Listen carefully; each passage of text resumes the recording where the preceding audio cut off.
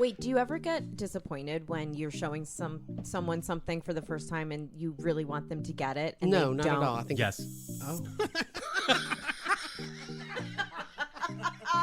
Matt knew exactly where I was Absolutely. going with that question. I'm clearly an Eeyore. I'm probably Rue. I'm a Christopher Robin with a Pooh Rising. And then I get in a canoe and I'm like, Clairs don't like canoes. No, they don't. I'm afraid of this lake. That's exactly what it was. Ow. It was a beautiful moment in our friendship. I was literally in the middle of getting her up and down the Pathetic. stairs. Ow. I was like, I'm trying to get my hair done. I'm like, ah. I don't think that's an accurate representation of my owl. Well, you were in such pain you couldn't see clearly. So, Trauma. Thank you for listening to the Last Will podcast. I'm Matt Young. I'm a theater educator and a parent. And ever since I lost my father to cancer, I have been mildly obsessed with death. This is my last will and testament. Bob Dylan once said, "Nostalgia is like a grammar lesson. You find the present tense, but the past perfect."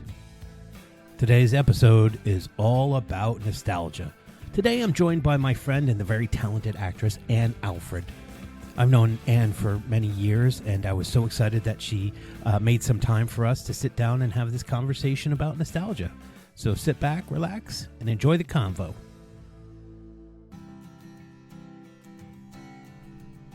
Sometimes we just begin. Okay. And as we begin, I check our levels, and we see how we're doing, and everything like that. Hi, everybody. How are you? It's me today, and I have a special guest. Well, do I want to welcome you? I guess I'll welcome you. Welcome to the Last Will podcast. My guest today is one of my favorite actors of all time.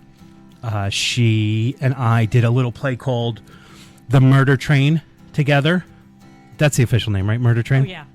The Murder Choo Choo, I think, is the actual official name. I'm going to call it The Murder Choo Choo from now on. And we had 0 lines together, but we made a lot of eye contact. And she prevented me from killing somebody on stage. That's my story, and I'm sticking to it.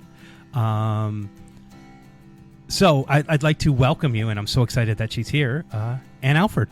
Hi. Hey, how are you? I'm good. It's always good to see you. It's always good to see you. We were just talking about plays in general, and had the privilege, I'll just speak for you, of doing a play called What the Constitution Means to Me, which is a play that feels super relevant in the world right now. And we could talk about that a little bit before we get to our topic. But before we do, what was so exciting for me, and I said this to you many times, was I finally felt like it was material that was worthy of your talent. Finally, they were giving you an opportunity to do something that was as great as you could be on stage. And I just thought you killed it. Killed it. Thank you. It was one of the greatest theatrical experiences, maybe the greatest theatrical experience that I've ever had. I loved being Heidi. Yeah. I loved what she had to say, and I loved being her, and it was a privilege. Look, if anybody has an opportunity to see the play, What the Constitution Means to Me, you should. What this woman does, it's kind of a one-woman show with a couple of extras, but she's talking about her experience with the Constitution throughout her life and being a fan of it, and in a time where it's easy to be pessimistic, I found that she never lost hope. Yeah. Everything in the play was said a lot about how difficult it was to be a woman, and how the Constitution didn't support you in so many ways, or the courts didn't really support you in so many ways in their interpretation of the Constitution. But she never lost hope, and I thought that was the thing that you just nailed more than anything. It was you were never angry with it. It was just you were sharing the truth, and so very, very powerful. Thank you. The first time I saw it, I was asked to come in as a pretend audience because Yeah, it was you were like a preview. Yes, because the audience participation was important to how the story goes or how the play works, and right out of the gate, This was, I don't know, 3 months ago, Yeah. January. Something. Yeah. And you bring up the 14th Amendment, and I just was like, almost fell out of my chair with how relevant it felt at the time. Powerful stuff. People should read it. I'm not a scholar, so I won't even say. So Ann is here. Do you want to talk more about it? I mean, is there anything else that I mean, I would agree. There's a PBS great performances of Heidi actually doing it on Broadway, really? so you can find that on, I think, Amazon Prime. Yeah. And it's well worth seeing her do it, because I mean, it's her life, it's her story, and it's about her family and how her generations of women in her family influenced where she is today. And it's just, it's a great play. And hopeful. And very hopeful. Weird. We need hope. Yeah. And there were so many reasons to not be hopeful. There's Yeah. so many reasons to be cynical or to be angry. And she never was there. And maybe she has, and she worked that out and figuring out the play. But like the whole message of the play feels very hopeful. Yeah. And that's crazy. It's kind of an interesting segue too, because the thing that we're going to talk about today, our topic for today, is nostalgia. And this is a memory. What the Constitution means to me is mostly a memory play. Yeah. Before we get into the definition, what makes you most nostalgic?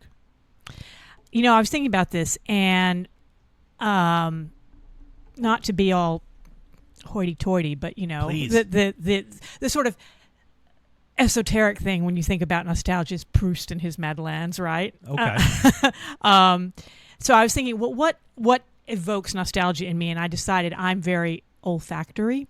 Okay. So for instance, I spent some time in London in the mid-'80s, and there is a smell of the London Underground, which I can only describe as like hot dust. Okay. And it absolutely, if I ever, and the tube still smells like that today. Right. And as soon as I smell it, I'm like sent right back to my mid-20s, And then I spent some time in Virginia, and there is a very particular smell of sort of rot and fecundity, so, Okay.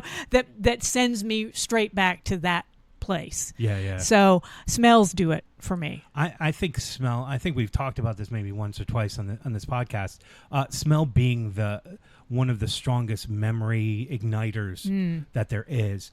Halloween to me, and I must have said this before, has a specific smell that I don't know that I can describe. But when I smell it, it brings me right back to my childhood. It brings me right back. I can see the neighborhood. I know the path we took and getting the houses down. Probably the most exercise kids did was Yeah. during Halloween. But that smells so specific to me. And there are years where it doesn't happen. Actually, most years it doesn't happen. And there is a little bit of sadness in me. Yeah. Each and every time. Yeah. This doesn't smell like Halloween. Yeah. Right. No, right. I agree with you. Yeah. So nostalgia can be good and bad, right? Yeah. I was thinking about that too. And I'm wondering if it's more bad than good sometimes.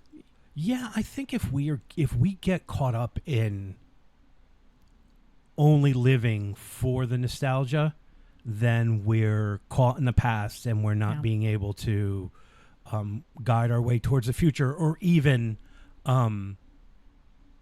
celebrate the present, which is I saw a quote the other day. Excuse me. I don't have my COVID, but it's still got a little bit in me. I had COVID last week. I think I may have told you people, but I'm fine now. For my vacation too. I had COVID for my vacation. Yummy. I saw That's just 2025 in a nutshell, right? right there. already. And it's over. My vacation is over. I have to go back to work tomorrow. Sigh. So anyways, this quote, I'm going to get it wrong, but the essence of it was, the truth of the matter is we only have the present. Like, the present is really the only thing that exists. And I just would think about how much time I spend in the past, or even for me, how much time I spend in the future. Mm-hmm. We had this thing in acting school called futuring, and it's like when you are doing all the work of the future and living in that reality before it's even established as anything. Yeah. I have been in love and married so many women in my futures. The amount of divorces that I would have at this point. So let's get to the definition before we even go further, because we like to do that. Nostalgia is the sentimental longing or wistful affection for the past, often characterized by a desire to return to a previous time or experience. It can evoke feelings of happiness, sadness, or a blend of both, as individuals recall memories, places, or people that hold significant emotional value. Nostalgia can be triggered by various stimuli, such as music, scents, photographs, and often associated with a yearning for simpler or more meaningful times. Simple? Yeah. I don't know. Sometimes I like the complexity of the memory, no matter what it was. It doesn't need to be simple for me. Right. But I think that's the rose-colored glasses part of it, though, isn't it? Which is the danger of nostalgia. Is I like to remember things and try to remember them as they actually were, right, warts and all, right? Which is not a practice for a lot of people. No. I know that having dealt with as much death as I have, that I try very hard to not make the people who have died in my life saints, because I know that they weren't. I know that there are all of those warts. So you try to engage in the memory fully, totally, good and bad. I try. I remembered that I wrote something in my diary when I was getting divorced. Okay. And so I looked it up, and I had said, in the coming years, you may question this decision and only look back on the good things and forget about what brought you to this decision. But you can't do that. You have to remember everything, the bad. Did you list all the bad? I did. I did. Just as a memory. Yeah. Made the right decision for yourself? Yeah. It's always good to have an aid memoir. Yes, absolutely. I think the need for, and I could be wrong, but I think the need for nostalgia, or the want in a moment, is because we think it was simpler. Yeah. There's something so complex about what's happening in our lives at the moment that there is this deep desire to have something that we think is simpler, even though we know it wasn't simpler in any way. Yeah. It's funny because you say that, and I think some people might jump to, well, if you're thinking about when you were a kid, things were simpler. But I would challenge that a little bit, because, you're talking about Halloween, and if you just think superficially about Halloween, it's like, I'm going to get my candy, and I'm going to go and do this with my friends, and then I'm going to eat my candy. And yet I can remember things like, well, I don't want to wear a coat because it'll mess up my costume and I won't look right. But if I don't, then I might be cold, and these shoes would look better with my costume, but they might hurt my feet. Well, I had a lot of anxiety. There's a lot of worry. There's a lot of worry. So yeah, no, I have that as well. Thinking to that memory, I was like, oh, we used to get all this candy. We used to have an orange pumpkin bucket that we put all the candy in, and it had a plastic strap, and then you get too much candy, and then it was impossible to hold.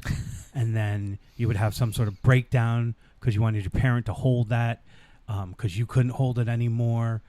You'd get home, you'd have all of your stash, you'd make your trades, you'd do all of this stuff, and then my parents basically you can have one or two pieces of candy, but then we're hiding it. We're getting rid of it. Yeah. Because we don't want your sister and you to get overweight or something. You're like, oh, so we're starting eating issues here at such a young age as well. So yeah, nothing is perfect. No. When I most desire memories or nostalgia at this point in my life, it's to mirror my kids. Like, I was saying to you before, my eldest just had his first like lead in a musical. It was this beautiful thing, and I'm living in the feeling of the first big role that I ever had and how it really did change my life. The experience itself overall had such a profound effect on me that I find myself really like floating back to that time and trying to absorb all of that stuff, and in it try to figure out the right things to say to him as he's grieving the loss of all this work and this role, this other persona that he's been for however long, months, because their rehearsal schedules are crazy. They work really, really hard, and then they have 3 shows and it's over. It's like, unbelievable how much work goes into it. And then I'm trying to will him to have my experience as well without meddling. Right. But like that's the hope right now. Yeah. So I think that's the best kind of nostalgia. That's like gratitude nostalgia, right? Yeah. It's like, oh, I had this experience and it was so good and I'm happy about that. Yeah. Like, and then it turns into a little danger because I'm like, I want him to have the same experience that I had. So am I forcing it or not? I really just try to ask questions. Yeah. And I found myself having questions lately that I've not been asking because, I don't want to push. Yeah. I don't want to make it exactly what mine is. And that's hard. That's definitely hard. The hardest part about being a parent is staying out of it, especially because he's into the things that I'm into. So, do I be a stage parent? Not a stage parent, but like, do I share my expertise with him, or do I let him find his way through? And I've been very good at letting him find his way through, even though it's been really hard to stay out of it. Sawyer, it's really hard to stay out of it, but I have. So you're welcome. Because you don't. You know, what's the little piece of advice you could get to prevent heartbreak? Yeah. You know. Yeah. And yet, sometimes people need to get their hearts broken in order to make them stronger, right? And then I think about Richard Williams and how he just pushed Serena and Venus so hard to become champions, and maybe I could push him to be a champion. No. And then he'd thank you in his Oscar speech, and that's really what we all that's parents the goal, want, right? Yeah. No, I think I'm good because I'm always like at the end, it's like, are you enjoying yourself? Because don't do it if you're not enjoying yourself. The reason I do it, and even though I complain a lot, do I complain a lot sometimes? I love it, you know. Not having it in my life at this moment, like we were talking before, is a really tough thing. Yeah. And it's just because they're not very good opportunities going on. It's not like I'm on a diet or anything like that, a theater diet. But I hope and I try to encourage it to be fun for him. Do you have a dangerous nostalgia in you that you could think of? It's hard because we black them out a little bit too. We do. I mean, I think it's not exactly a nostalgia as much as you can go down a path of, well, if I hadn't made that choice and I've made this choice instead, where would that have taken me? Good old-fashioned regret. Yeah, and I think that's really dangerous. So I try very hard to be of the mindset, and I don't succeed. I'm certainly not touting my own abilities. Right. But I try hard to think, well, every decision I made was for a reason, led you to where you and are. led me to where I am, where I'm mostly pretty happy. No, I mean, come on, let's all be realistic. Yeah. Mostly pretty happy is pretty exceptional. Yeah. There's that old saying, though, I don't regret anything or never have regrets. I don't know that that's always true. No, and I'm not sure that's healthy either because that displays a sort of single-mindedness that doesn't allow for self-reflection. Yeah. I mean, look, I put myself through so much struggle. I was going to say pain, but really struggle throughout my life, overthinking things or fearing shame and rejection, Ugh. even though, I mean, I just live with so much shame. I don't know why I'm preventing it. It's always there. I guess public shame. Maybe that's more what it is. So that when I think about that idea, I think like, oh, I wish I felt freer in my adolescence and young adulthood, that I wasn't so concerned with either rejection or the possibility of shame. I don't know that all of that, whatever self-preservation that I had, that paralysis almost, which led me to this moment now, was always a good thing. You know, like everything led me here, and I had all of these experiences so that I'd be ready for this moment. I don't know that that's true for me, because there was so much time where I spent really like fearful. And then on the other hand, every mistake that I ever made in grieving the loss of what started off with my father, really 25 years ago at this point, I do think has led me to this point, which is very, very healthy, which is very, very, my vulnerability is on the surface. I know how to help people through grief. I have certain experiences that I feel have been helpful to others, even though they have caused me pain. So I wouldn't regret that. And that to me is very odd to say out loud. I don't think I've ever said that out loud before. Like I don't regret any of the mistakes I made in grieving, but yet I regret all of the mistakes I made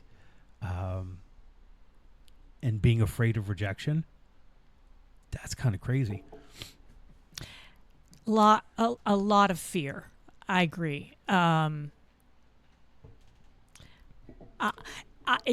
kind of wish I'd made more mistakes, because it meant I would have been bolder and less constrained by fear of shame, as you say, a fear of disappointing people. Yeah. That's a big one. Oh, stupid people pleasing. Yeah. Why? I don't know. We just please ourselves. Oh, that didn't come out right, but you know what I mean. Yeah. Yeah, that huge weight of, if I don't do anything, I won't make the mistake, but like, who the fuck cares? Yeah. Because we both know that mistakes are where we learn. Right. We both know that creatively, I think. Creatively, that's very, very clear to us, and we're not afraid of that in any way. But like that rejection, that shame, those mistakes, they are not going to cause death. They never cause death, and yet we act like it. Yeah, I think one of our biggest problems is we give equal weight in terms of the fear of making the wrong decision to something that is absolutely inconsequential, and the decision is not going to affect our lives in any significant way, to something that would, have a huge impact. And we give the decision paralysis equal weight in both those situations, which is absolutely. I'm trying to think back. Are we talking about regret? Or are we talking about nostalgia? I don't know. We've morphed. Who knows? But we go where we go. I was thinking about like one of my biggest regrets was I never tried stand-up comedy, or I never went to Chicago to study improv, which are things that I really, really loved. Yeah, the thing about stand-up comedy is it's not too late to start. That's true. That's true. Might be hard to go to Chicago and study, but you could do stand-up now. I swear to God, I had a dream the other night. I don't often remember my dreams, but just been watching a lot of improv lately. And I had a dream that I was improvising in a show, and it was so clear that I haven't done it in so long, that it was so disappointing. Like, just my brain didn't work the way that it used to. And I never as an improviser, never believed in quick. I never believed in clever. I never taught quick and clever when I teach improv. I still don't, because I think it's, I think that's the thing that alienates people from it, because you think you got to be quick, you think you got to be clever, and it's not. But I had this dream where it just wasn't working. I wasn't figuring it out. I wasn't doing my who, what, and where. I wasn't sitting in a place. I wasn't listening, like actively listening. And so it just felt horrible. And it did feel horrible that I was bad at it. It felt horrible that I took so much time off that I was not sure that I could do it again. That's what that was. Regret. Nostalgia. You want to get into some of these myths about nostalgia? Sure. Okay. Nostalgia is purely negative. No, I don't think so. No. I think it's, we talked about that it has negative aspects for sure, but there, you can have a little warm glow about remembering how your grandmother's apple pie smelled or something Right, like that, right. you know. I mean, there are very, very healthy ways to go about experiencing nostalgia. Yeah. And I think, too, here's the thing. Before we get any further, I'm going to lay it out there for you people. No, I'd just like to talk that shit. Is nostalgia involuntary?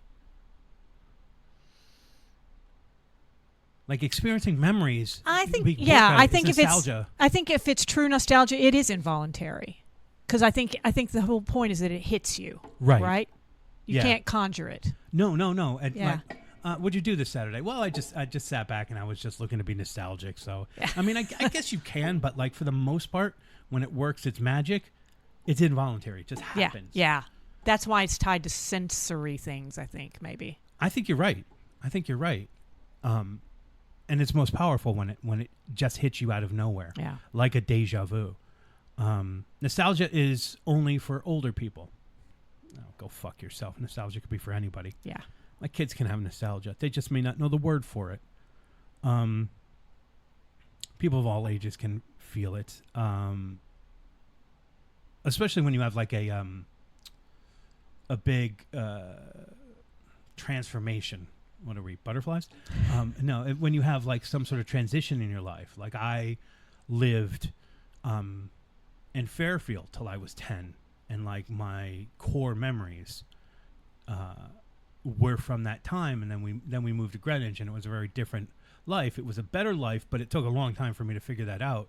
There were plenty of times where I was painfully nostalgic for the old neighborhood, my old friends, all of that stuff. So yeah, I went to for first through fifth grade, I went to a very small school, and then I transitioned in sixth grade to public school, and then from that school into junior high. Yeah. And I remember in sixth grade being very nostalgic for my old tiny school. Yeah, yeah. Know. How many kids in your class? In 10, maybe. Yeah, yeah. That's what my kids had. Actually, my youngest is still there. I think he's got like 10 kids, maybe 12 in his class. My eldest had 6. And then they go to a bigger school. It's not huge compared to like what a big public school could be, but you know, now that the school's got like 500 kids, so it's definitely a difference. Nostalgia hinders progress. Well, it can. Yeah. If you're spending you spend way too much time in the past, you're not obviously paying attention to the present. Exactly. And so you're not prepared for the future. But the same thing with the future, whatever future nostalgia is, doesn't exist. If you're spending too much time thinking about what the future is, then you're missing out on the present. And as I said before, from this great quote that I totally misquoted, you're only guaranteed the present. Right. What if you use nostalgia though as a springboard into, all right, that made me feel good. How can I bring that good feeling from back then into the present and then on into the future? I mean, that's beautiful, but who does that? Nobody. I mean, seriously, like when you are using your emotional state to springboard yourself forward, what a powerful tool that we have at our disposal all the time. But so often we get mired down in look, my default is sadness, I think. I think I always sit in a little bit of melancholy, and I'm okay with that. It's when I spiral below the surface that depression will take over, and then I'll be in real trouble because I don't know how to get out of that. But it would be a really powerful thing to be able to take a little bit of that nostalgia, the joy that comes from that, and do an autopsy. Right. Almost. Right. Figure out, or an analysis. What autopsy? Because this is a death podcast. Yeah, do some sort of analysis and figure out what are the elements of that are bringing joy. Yeah. And then just take that for a test drive and see. Maybe it doesn't work, but maybe it can. But like proactive. I think that's the difference, right? Yeah. I think that's a good assignment. Yeah. To people. Yeah. I hope you wrote it down. That's your homework. Nostalgia is a sign of weakness. No. Feelings of nostalgia are often viewed as a sign of vulnerability. Well, people who think vulnerability is weakness are always going to think that. And obviously, we live in a world where that is up for debate. No, it's not really up for debate, but it's being abused is what I wanted to say, but that's not really true either. The belief that vulnerability is weakness is weakness. I agree. You know? Yeah. And those who have to shout it out how unweak they are usually the weakest people. And I think everybody knows that, and yet, well, I squeaked at the end, knows that. I think they do, and yet it's safer for people to just not challenge that notion, or to think that, I don't know. The world is so fucked up at this moment. Yeah. It's so hard to wrap your head around why people are believing. I mean, I've kind of come to the point where I just think they know and they don't care. And so that is really disheartening. It is. It is. And there's deep-seated fear everywhere. Yeah. And, yeah, I mean, you have to be brave to be vulnerable. I mean, you have to be brave to be vulnerable on stage as somebody else. To be vulnerable in your own life and to expose yourself, that is not weak. That is the most courageous you can be. Yeah. Yet it just doesn't have the currency. No, you're right. Yeah. I don't know. Being brave on stage feels like the easiest thing in the world to me. Maybe I've always been broken in that way, but like that's like, let's do that. But life is very, very difficult. And then when you have people shouting about how vulnerability is weakness and you're weak for having or empathy is weakness. Yeah. I mean, it seems such a simple thing to understand these days. And to be fair, these are no longer thought experiments. There's real danger inherent, like physical danger inherent in some of these disagreements. Yeah. Yes, because it's about dominance. Yeah. Or something. Ugh, it's so disgusting. Nostalgia. Hi. Nostalgia distorts memories. I mean, it can, but like you said before, you have to actively want to be truthful about it. Right. Or to take both sides. Right. Or to be honest about it. I don't know. I'm not thinking positive or negative when I say truthful or honest. It just the facts, whatever the facts are. And oftentimes we will sugarcoat, you know? We think we're being dishonest to somebody's memory. Look, my grandfather's passed. I mean, I don't have a problem being disrespectful, but like, he was an imperfect human being, you know? He was incredibly abusive to my father, physically and verbally. My father made a choice to not be like his father.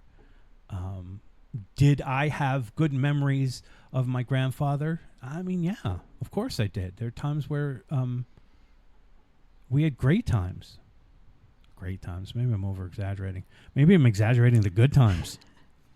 I don't know. He used to yell at my I must have said this before, but my father's father and my mother's mother hung out a lot. when their spouses had passed. I mean, a lot. They were dating, as ever dating goes. Was there sexual activity? I don't know. I don't know. Yeah. I don't know. But he was pretty abusive to my mother's mother. Like, I could hear his voice in my head. So maybe that's it's bad. My memory is distorted because I thought there were good memories, and maybe there aren't good memories. Nostalgia is the same as homesickness. What? No. I don't even know what that means. No. Although they share similarities, nostalgia encompasses a broader range of memories and emotions, not just a longing for home. Wow, did someone ever think that it was just a longing for home? I'm nostalgic for home? Obviously somebody did because they wrote it, but... I mean, the metaphor of home, maybe. Yeah. But home being whatever place is where you're most comfortable. That was a weird one.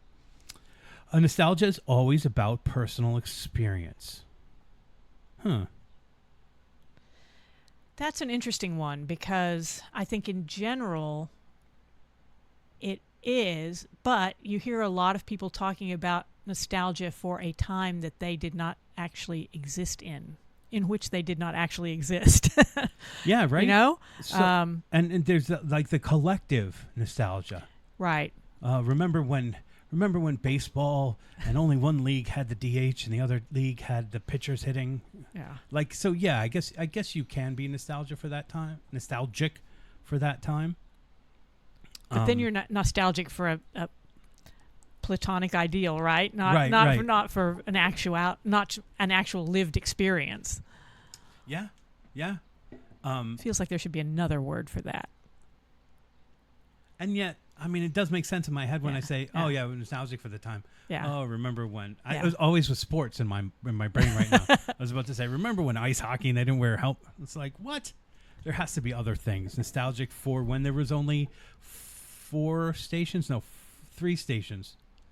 Nostalgic for when you had to go to the movie theater to see a movie. That's right. You had to go to the record store to buy your vinyl. Right. You had to listen to the whole album. Yeah. All of that nostalgic stuff. Yeah, I guess it works, right? Yeah. What about some cliches? Cliches about nostalgia. I mean, the first one that comes up is the good old days. You know, I'm all for romanticizing things. I mean, I like that. I have a relationship with the moon that I think is special. I think we talk to each other a lot. So I'm into that. The idea of not the good old days, but the romanticization. No, romanticization. I think the extra syllable was correct. Romanticization. Romanticization. Yes. You're not coming here for English lessons, people, or even pronunciation. Like, I like that, but I don't know that I need it to be the good old days, for that. I don't know. What do you think? I think in some respects that's where nostalgia becomes the most dangerous. Okay. Because you might be romanticizing an aspect of the good old days. The inequality of, let's say, the 60s that I was talking about with Taming of the Shrew. Exactly. Where a woman was looking for her independence versus domestication. Yes. And we're like, oh, but like we had white picket fences and you could afford a house. But a woman wasn't allowed to go out and work. Forget about African Americans or people of other races not having equal footing. Yeah. The good old days. It's probably the worst phrase ever. Maybe we could vote on that. You can't go home again. Wow. I mean, that's just not true. It's just going to be different. Yeah, I think it's less you can't go home again than that you can't go back to yourself at a certain age. And yet there's this thing, right? If we were doing, and we will at some point, and we'll absolutely be doing it, and I don't know, you can start getting off book now if you want, but at some point we're going to do August Osage, right? Some point. Why? Because it has a lot of female characters in it, and there are a lot of females around here. yeah, like in my head, Sally Rose and I are trying to cast the seagull, and we're trying to think of who could play the guys in it. We just don't have anybody in that age range. So, yeah, there's a lot of women. So August Osage, right? Basically around the table, it's a Thanksgiving or whatever it is. There is this theory, and I don't know where it came from, and I don't know if it has a proper name or whatever, but like when we go back to our home, we start to evolve into the age that we were when we were younger. So everybody takes on the same role. The baby takes on the same role. The middle child takes on the same role. Everybody starts to more, like in plays, we tend to do this a lot, tends to morph into their younger self and take the role that we would have. So instinctively, I was doing a play called Beau Jest, and we had a Passover ceremony. And I instinctively became the older brother, because that's the role that I knew. And so I wanted to, instead of dealing with people, I wanted to clear the table. That was my instinct the whole time, was I want to be the server. So we tend to do that. We tend to, in the theater, play those roles that we played growing up. Yeah. Over things like Christmas and Thanksgiving. If I was writing something, I would definitely write it that way. And I think you hear from most people, most adults who go back for Christmas, that mom treats you the same way or dad treats you the same way.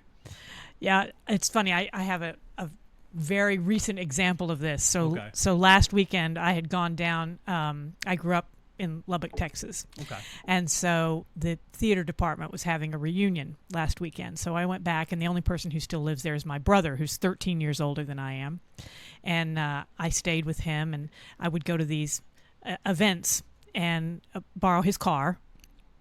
And there was a dinner on Saturday night, and I very, very much felt like I had a curfew, that I needed to get back, that he was going to wait up for me, and he was looking at his watch, and I had to be home by a certain time. Right. Yeah. Did you get home by that time? I did. Was he waiting for you? He was. Of course. He absolutely was. 13 years older, though, he had a parental role in Yeah. raising you, is what I'm thinking, right? Yeah. Very protective. Yeah. I guess you have to be in Texas. That's just part of the rules. It is. Yeah. Did I know that you were from Texas originally? I don't know. I don't advertise it necessarily. No, but you do have a not a twang, a southern swing to the pattern of your voice. All right, what did I say? Time flies. Look, as an adult, it's just true. As a kid, it's not true. Yeah. It's relative to the amount of years that you spent here on the earth. Yeah, they go by quick now.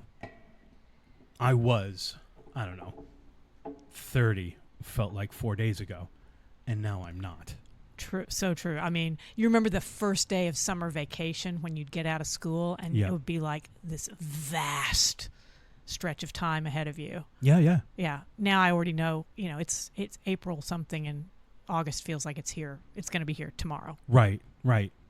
And if I didn't plan, like I'm planning on trying to arrange this show, and so it's supposed to go up in September, which means that there's so much that has to be done during the summer, and then I'm like, but I want to go away for this week, and then when do I start? And it's like, there's no time.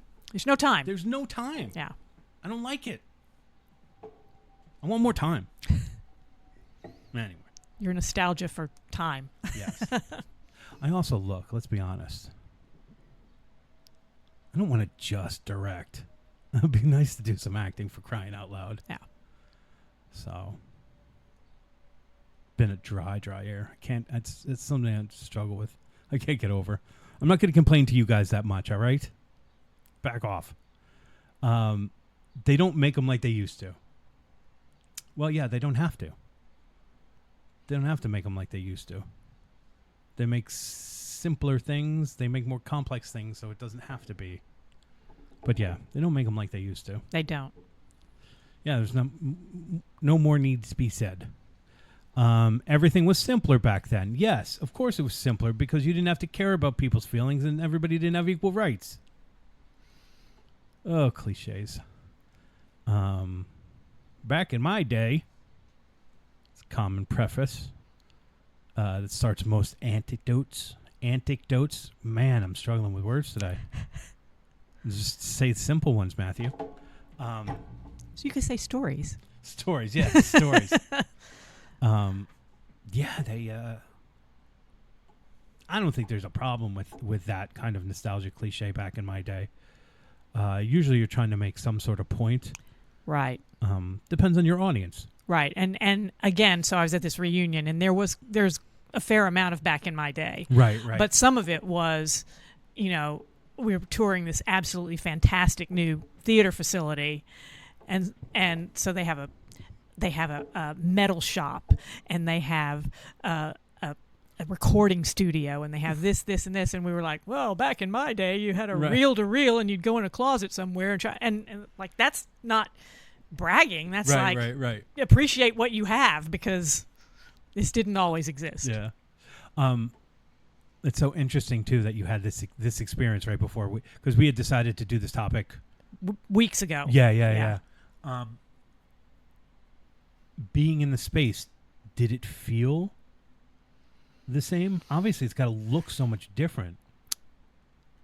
There were very few aspects of it that felt the same because they've done so much renovation. Right. And in fact, the only part that was pretty much as it was when I was there was the physical stage itself. Okay. Even the audience they had revamped. Right. But the stage and the wings were the same.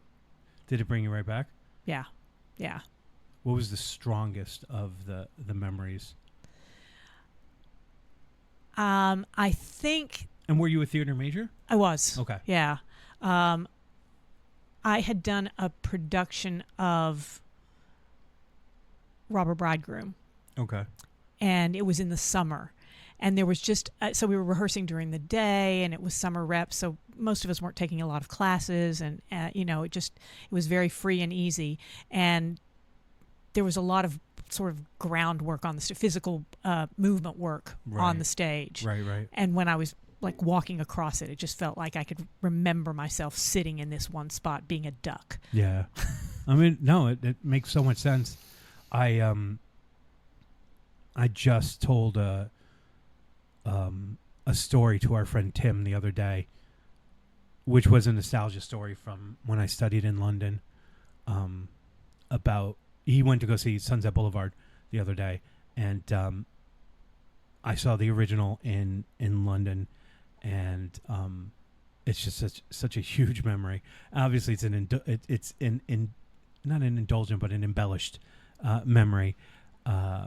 So we're all sitting in the audience, and an announcement comes over the PA, and it was like, the part of Norma Desmond will not be played tonight by Betty Buckley, but by so-and-so and so-and-so. And the collective groan rumbled through the audience to the point where it felt like it shook the curtain, like it put a ripple into the curtain, that collective groan.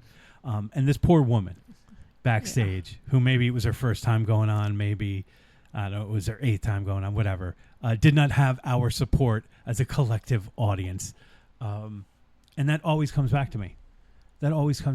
So many memories from that trip to London, those 3.5, 4 months, sit most clearly in my head. I have other ones of college, but those London ones really just, obviously because the environment was a little different and it peaks out. But I also studied in London, and I agree with you 100%. I don't know why, but I can remember every day of being in London with crystal clarity 40 years later, whereas, yesterday's lunch. Yeah, no, forget not it. so much. I had there's another so interesting now that I think about it, because I never put the two together, but another understudy experience. So recently I learned that a production of The Seagull that I saw was starring Helen McCreary, of Peaky Blinders fame and other things. She recently passed away, but I was supposed to see her in The Seagull, and we saw her understudy. I didn't know it was her, but like we were doing And Away We Go at that theater that we work at, and for some reason the program for that specific show was there, and I was like, oh my God, I didn't even realize it. Anyway, so we saw her understudy, and it was also a production with Bill Nighy and Judi Dench. Oh my God. So, yeah, I saw Judi Dench in The Seagull, and it changed my life for sure, because there are gags in there that she did that made sense to me that I've used so many times. But during the curtain call, they're all bowing. Judi Dench steps back, pushes this young actress to the front, and then starts to applaud for her and makes her take her own curtain call. Like, didn't have to do that, but like felt it was her responsibility, I think, probably, to honor this young actress as the matriarch of, who could be British theater in general, to honor her. She was great. She was wonderful. Norma Desmond was not that great, but like still. Yeah. So two different understudy experiences. One felt like a huge hurdle this poor woman had to get over, and then the other one where she was being taken care of. She was being shown how to be taken care of by this matriarch of the theater, and then of course leading us on how we should take care of her as well.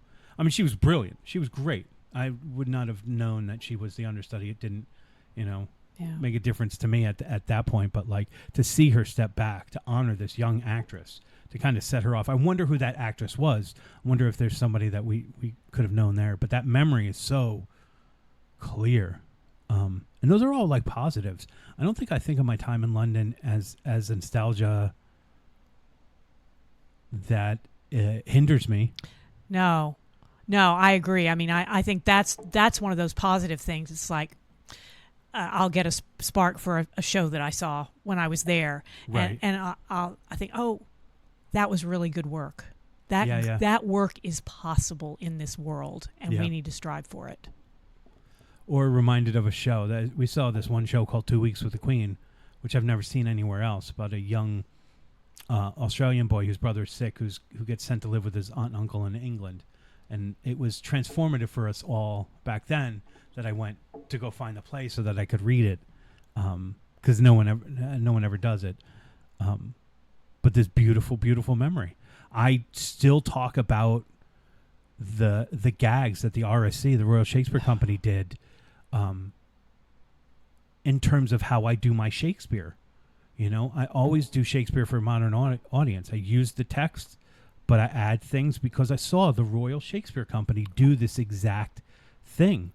They did Carlo Goldoni's The Venetian Twins, a play I never heard of. Who knows what it was at the time. We're like, oh, okay, we'll see this thing. It was about these two twins played by one actor. One's suave and one's naive. They get mistaken, of course, because it's a comedy. And the shy one gets into this sword fight, and he's fighting with an umbrella, and they're chasing him down the stairs, and he goes down the stairs into the audience and hands the umbrella to an audience member, and then runs to the other side, and the umbrella opens, and the guy stabs through the umbrella and stabs the audience member. And the audience member gets up, and he's got blood all over his hands, and we stop the play because this audience member got stabbed. I just knew it was a gag. I just knew it wasn't really going to happen. You wouldn't really do that. They stopped the play to do this gag where this man got stabbed, and they dressed up actors as fake policemen. They wheeled him out on a gurney. Because when we were studying, we saw all the plays that were at the Barbican at the time. They had other characters from other plays come onto the stage to watch what was happening as they wheeled this guy out and stopped the action of the play. It was the biggest gag I'd ever seen done. It was beautiful. Once the audience got it, they were rolling. But that gave me permission. It gave me permission to say everything that we do to modernize and make people understand these great plays is a valid choice. Yep. And so I continue to do that. And I don't understand why you wouldn't do that, because Shakespeare played for his modern audience. We should play for our modern audience. Yeah. Anyway, so as we're rounding third, which I realized last year is probably the only way that I could say that we're ending. Anything that you want to add about nostalgia? I think I think we've said pretty much everything, but I'll go back and reiterate. Sure. To sum up. I do think it has a valid place. I think you need to honor your experience. And I think if you can do that elusive thing that we talked about by what is this memory, what triggered this memory? So if it's a scent or whatever, and why does that memory lodge at this place in my feelings? Right. And how can I either recapture it, or if it's not a good feeling, how do I acknowledge it and move on from it? Yeah, I mean, if you can use it as a tool. I also think like it's a necessary joy. Yeah. To have nostalgia in your life. And obviously it can't dominate. You don't want to spend all of your time in the dream state. You know, that would be incredibly unhealthy. But like to have it as part of your life, I feel like it's an important choice. Yeah. 'Cause it helps you in the darkness. Remember that there are better times. Right. For sure. Right. So we're saying people just use it as a tool. Nostalgia as a tool, or just enjoy it enjoy it on a Sunday afternoon. I'm giving you a time frame. You have from 1 to 4. When your brain sends you these little trailers from your past, watch the trailer. Yeah. Experience the trailer. Absolutely. I mean, as a teacher, I often use it as a reminder of like, oh, this is worth it. Because a lot of the time, it's a struggle. You know, it's definitely a struggle. But then you have these moments that you're like, oh, it's because of this impact I had on this kid this way. That's why this is worth it. Because that will happen again. It absolutely will happen again. And it's not for the everyday, but just a reminder that that's possible. Right. Is really important. Well, Ann, thank you so much for coming over. This was a really fun chat. Great. I loved it. I felt like I did a lot of talking, though, people. So if you got tired of my nasally voice, because I'm still congested, I apologize. I hope you enjoyed. And I would say let's promote something, but we don't have anything to promote. No, sadly. Boo. Anyways, thank you guys for listening. Bye. So that was our episode on nostalgia. Thank you so much to Ann Alford for coming in and sharing her ideas and opinions about nostalgia. It was a really fun conversation. It's always fun to sit and talk with Ann. I always enjoy it. So thank you for listening to the Last Will podcast. If you like what you heard, please rate, review, and subscribe. We can be found at the Last Will podcast on Instagram. So if you want to slide into our DMs, feel free to. We would love to chat with you. Even if you suggest a topic, hopefully we can get that done for you. Thanks for listening, and as always, onward, forward,